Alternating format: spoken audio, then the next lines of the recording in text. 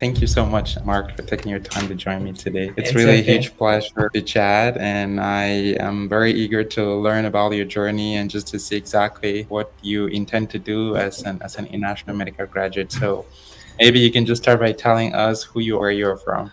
Okay, so I am Mark Joseph. I am an IMG from the Philippines.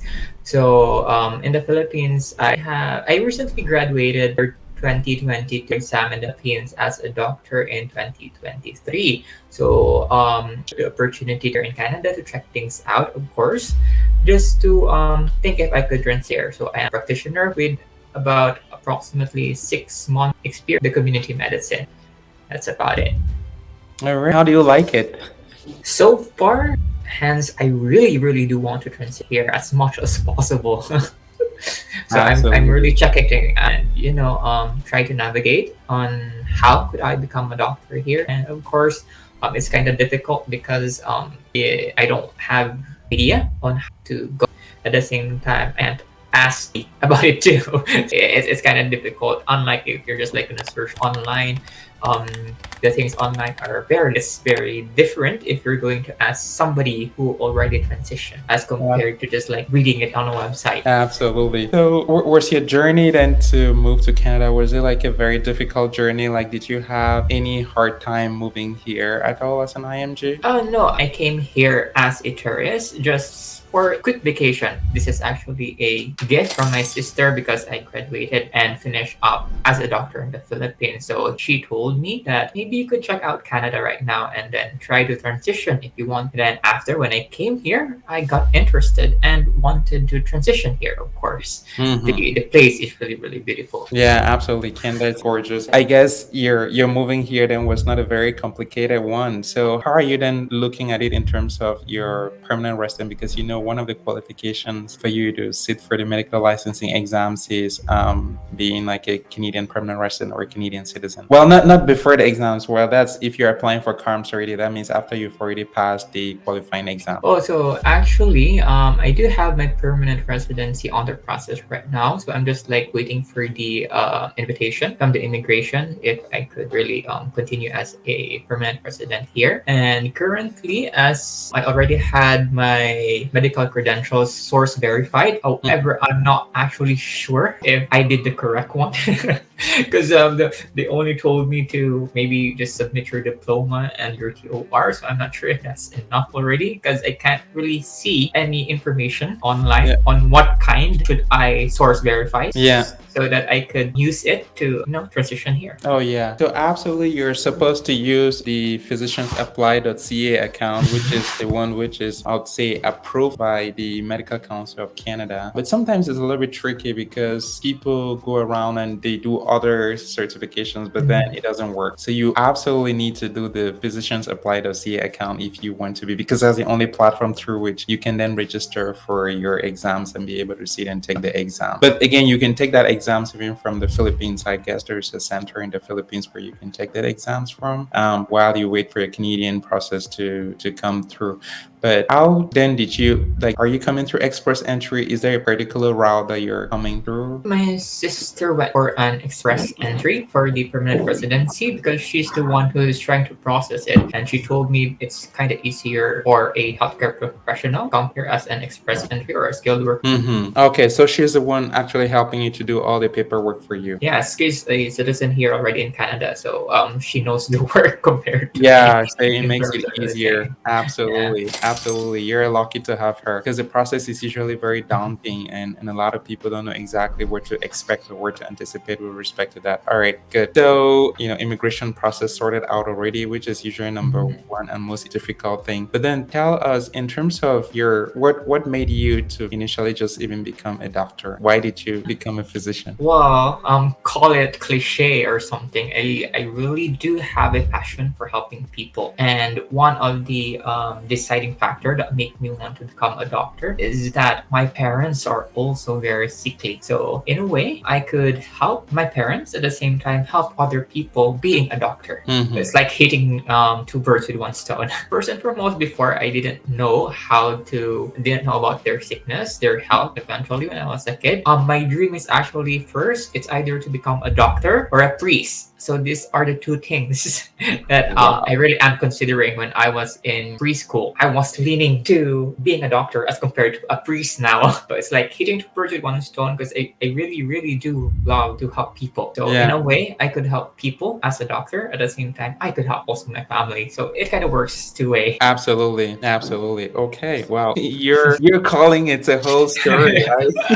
It's really fascinating and surprising to see where you're coming from and exactly the reasons for deciding to be a medical doctor. So you just finished your training then in the Philippines and you're like a year out of medical school. Any practice after medical school? So after the setting of the medicine in the Philippines is kind of different compared here. So in the Philippines, we have 4 years of medical school and Yeah, then 1 year of postgraduate internship for different absolutely. departments. So this postgraduate internship would be just like rotating into the three major divisions of medicine, such as your Yeah. OB-GYN, pediatric, surgery, and anesthesiology. So it's like giving you a way to think that giving you a chance to check things out before you go to specialization. So we have this 1 year requirement. So I also finished this. Apparently, I do have an experience, however, in the community medicine. In the Philippines, the moment that you finish your medical school, at the same time your postgraduate internship, you're already called as a general practitioner. So as a general practitioner, you could actually practice medicine. However, if you Ooh. want to proceed to a specialization such as family medicine, Yeah. OB-GYN, you need to do further training. Hmm. So as a general practitioner, I was able to work in the community. So my work is more unlike if I'm going to compare it here in Canada, that will be on a community medicine kind of doctor or the family medicine doctor. So as a community medicine doctor in the Philippines, as a GP there, I handled a certain community. All the families in that community will become my patients, from kids to geriatrics. So I covered all of them. In a sense, I'm kind of working like a community doctor already. So I've been doing that for at least 6 months before I came here for a vacation. Wow. Okay. And so, what are the plans? The plans are that once you go back to the Philippines, you continue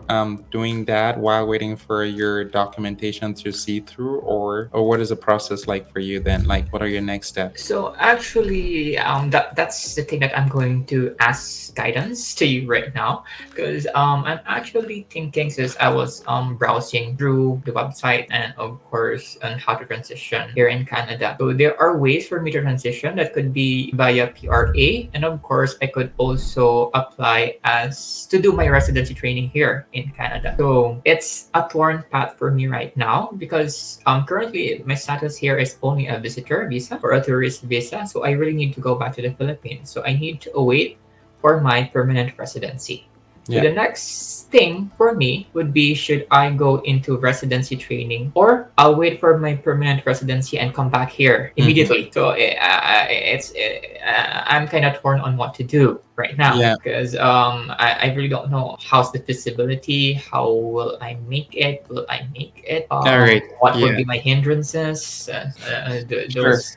So I guess maybe we should just go like systematically. Like, what do you know in terms of your integration process? I know you're supposed to get a permanent resident status, as we said from the beginning, because it's one of the prerequisites for you to be able to get harms, which is after you Mhm. pass your medical exams. But I want us to talk a little bit on the medical exams part because that's actually really what you need to focus on right Yes. now, because that's what is going to lead you to even anything to ever becoming a Yeah, for the doctor next or step. not. Yeah. So, I in agree. terms of your pathway, you're sorting out immigration, which is very good. What do you know about the exams? I got actually zero idea because the website doesn't say that at It, all. It only tells you that they require you to pass the MCCQE exam, and then the website said it's just like a 180 questions, I think, with clinical decision making. So there are two parts. That's the only thing that I know. And at the same time, if I'm going to do some residency here in Canada, I also need to do the NAC exam. absolutely. So that's about it. No further idea about anything else at all other than that. Yeah, so absolutely. So we do support a little bit with that in terms of just sharing the right information in terms of following up whatever they are posting and making sure that we're up to date with it so we can pass that information. So the first thing is that you really need to get acquaintance with your physicians apply.ca account, because that's really where everything happens. That's where you would do through that process, you would do your source verification. That's through where you would be able to get your ID, first page notarized, and that's where you'll be able to register, book for an exams, or that is pay the examination fee, register for it, schedule it, get your results, and then send your results to program directors through CARMS when you're applying for CARMS. So you really have to, number one, master your physiciansapply.ca account, and your education credential evaluation has to go through that account. Actually, I already have my Physicians Apply account. At the same Perfect. time, I also have my diploma source verified. Perfect. You're already way, way ahead then, and that's pretty good. Yeah. Because these are Uh, processes, these are things that take long time, and especially depending on what university or what school back home you're from. Second thing is, tell me a little bit what you know about the MCCQE Part 1. Now, what breadth of knowledge do you have before I can clarify anything for you? Other than the number of items and the clinical decision making and the multiple choice question, that's about it. I don't even know how many days I'm going to take the exam. I got no idea at all. Yeah, a lot of people are always confused. That's very correct. They don't know how long it's going to take for the exams. And MCCQ, the way they put on their website, is a little bit tricky. If you're not used to that particular website, you're very right. Changes have occurred to that exams. Next year in 2025, there will be no January session. So ideally, the exams is usually written 4 times a year. The exams is divided into 2 different sections. So there's a first part, which is written for 4 hours, and it's 210 multiple choice questions. And then you have 45-minute break, not mandatory for you to take. And then you have a second part, which is called the clinical decision CDM section. It's usually written for about 3.5 hours after the part 1. And the way you go about it is, once you're done with everything in your physiciansapply.ca account, then log into your physiciansapply.ca account. You would see examinations, and you go under examinations. They would ask you that you want to register for an exams, you say yes, and you choose which of the exam. Right now, which this might be the last year of it, is that they were writing 4 times: winter session, spring session, autumn, summer session. From 2025, the winter session is going to be out, so they will not write in January. They'll start somewhere around April. And now they have changed in the nature of the exam. There will be no more CDMs. It's just going to be MCQs now, and the time is going to change from 7 or 8 hours a day to 3 hours. There's just been really a great change, and it's going to be less stressful. When I took the test, it was really a time test. You have about 1 minute and a few seconds for every question. Forever. And some of the questions are pretty huge. They're like big volume questions. You have to be able to read those questions as fast as possible to be able to give an answer. I used to call it a time test. It's really more on how your brain can function like pretty faster compared to the nature at which a test is it's not really a difficult test. I mean, you can study for a short time and you're able to pass the test,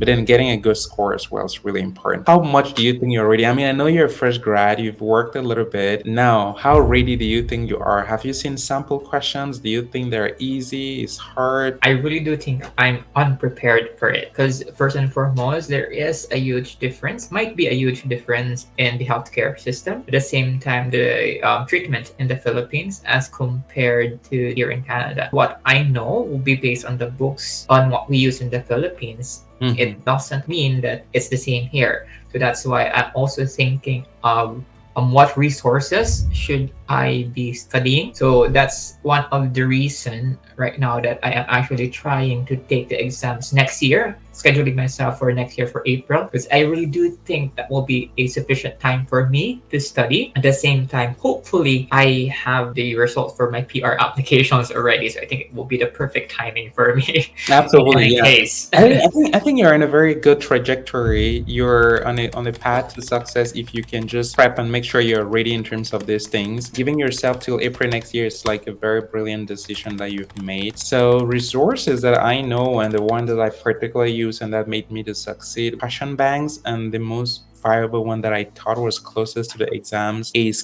Bank. ACE Bank was like, I would say ideal Q Bank, really closer to the exams. The questions are about the same volume. The difficulty level is almost the same. And if you just want to test yourself in terms of the time, then you can do the MCCQE practice test. But that one is expensive for immigrants. Yeah. They have lots of money, but it helps you to just be able to sit for those 4 hours. But now that your exams is going to change probably in April, then you might not need to worry a lot because they would increase the time for you to actually answer the questions. The questions might be just a little more tougher.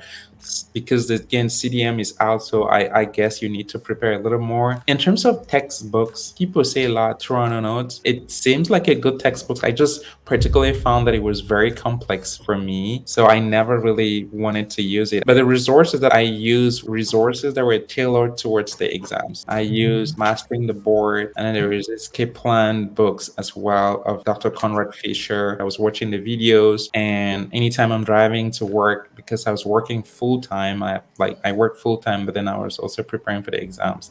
So I'll be listening to the audio lectures as I'm driving to work every day, and then I had like a group of friends that I found also online, and then we started studying together. We were very consistent in terms of studying, and that's how I was able to take the exams and pass. There are lots of other question banks like Canadian Q Bank. It has its pros and cons, its good sides as well, in terms of it can really be a good tool for you to revise and know things, say ethics in the Canadian system, because ethics is a huge chunk of the exams. Like you want to learn Canadian ethics very well. And the site for you to learn that is CMPA. So you can just go on the CMPA website and you read and you take all those certifications that are there, and then you would have a mastery of many things that happen in terms of Canadian practice. And again, above all, it's just like really questions upon questions upon questions. Anytime you practice, you just practice questions over and over, because once you do like that, you're able to be ready and closer to the exams. So I would say those are the resources that I use and that help me particularly to be able to pass. Again, if you use those Wow. resources, I think you can make it. Those would be the ones that I would particularly advise you to, but you might hear other people might say otherwise. But just have a glance at all these resources, choose the ones that you think are comprehensible. Look at past questions from MCC, make sure you read their objectives. Those are the things that you need to know in terms of preparing for the exams. And once you have all those things, then I think fair enough, you're ready. You need to get those. I'll Yeah, strongly wow. advise that you should buy the A's Q Bank. It's really good. Thank you for the advice. It's really, really great because I'm really grasping on what